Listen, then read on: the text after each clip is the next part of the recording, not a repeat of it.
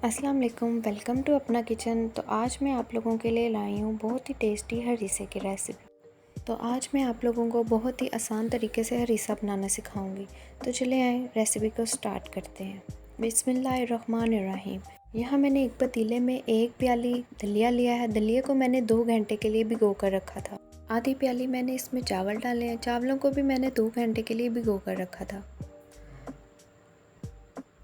अब इसमें half tea spoon नमक ऐड करें और इसमें इतना पानी ऐड करें कि ये पक जाए।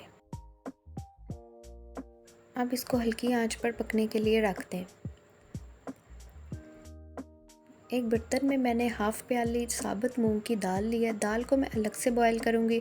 अगर इसको चावल और दलिए के साथ बॉईल करें तो बहुत ही डार्क कलर आता है जो अच्छा नहीं लगता, इसलिए मैं इसे अलग से बॉईल करूँगी। अब इसमें नमक डाल दें और इसे बॉईल कर लें।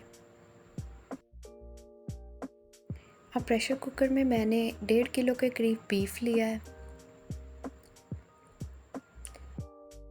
अब इसमें अदरक का पेस्ट ऐड करें। चॉप की हुई हरी मिर्ची डाल दें। हाफ़ टी स्पून काली मिर्च ऐड करें। 1 टेबलस्पून इसमें नमक ऐड करें। अब इसमें इतना पानी ऐड करें कि 1 घंटे की हीट चल जाए। अब इसको 1 घंटे के लिए हीट लगा दें। चले आए इसके कबाब रेडी कर लेते हैं। कबाब के लिए मैंने 1 किलो कीमा लिया है और अब इसमें 1 टेबलस्पून नमक ऐड करें। चॉप की हुई हरी मिर्ची डाल दें। अदरक का पेस्ट ऐड करें।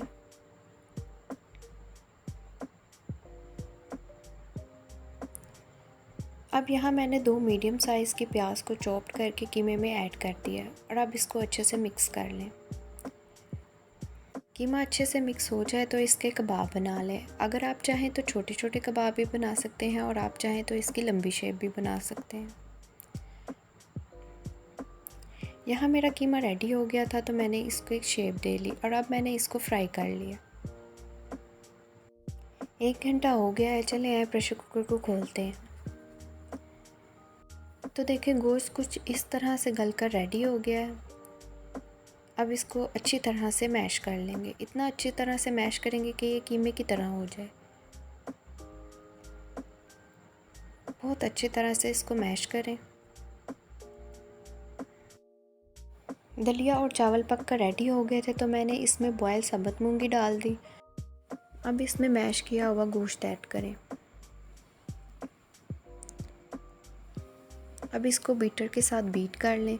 मेरा तो ये बिल्कुल भी बीटर के साथ बीट नहीं हो रहा था तो मैंने इसको ग्राइंडर में ग्राइंड कर लिया। अगर आपका बीटर के साथ बीट हो जाए तो अच्छी बात है, वरना अगर ना हो तो आप इसको ग्राइंड करके कुछ इस तरह से ये रेडी हो गया था। अब इसको सर्व करते टाइम इस पर देसी घी का तड़का लगा दें। देसी घी हरीसे में जान डाल देता है। अब इस पर फ्राई किए हुए कबाब रख दें। तो देखें बहुत ही टेस्टी हमारा हरीसा रेडी हो गया। अब इसको अच्छे से सर्व करें।